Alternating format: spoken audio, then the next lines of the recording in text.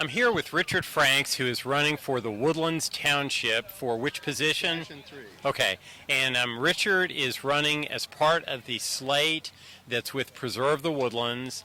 Brad Bailey, Linda Nelson, and also Kyle Watson are on your slate. Correct. Can you tell us a little bit about yourself and why are you running, Richard? Sure, be glad to. First of all, I got interested in this entire situation during the incorporation debate of last year. As a former city administrator, I have a great appreciation for the system we have here.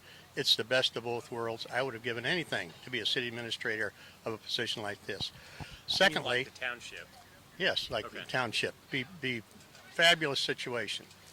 Secondly, I am a newspaper person, and I feel very strongly about the need for more accurate, reliable, and accountable information than we receive sometimes. I also believe the village presidents should have more say in what's going on in this township.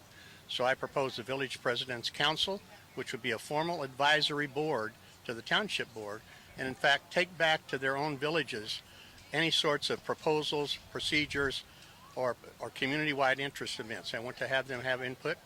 I also want to take, again, as a newspaper guy, a full page in community impact every month.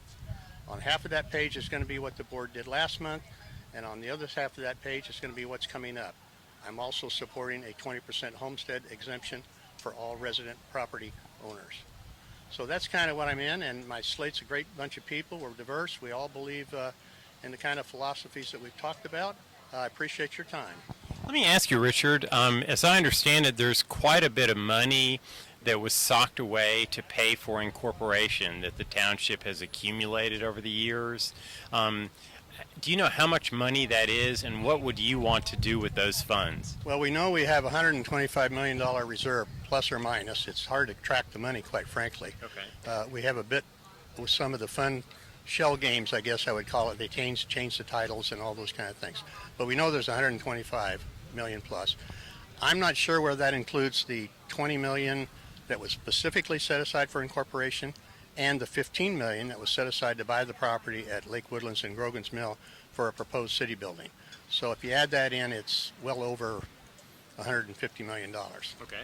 And what would you propose that the township do with that money?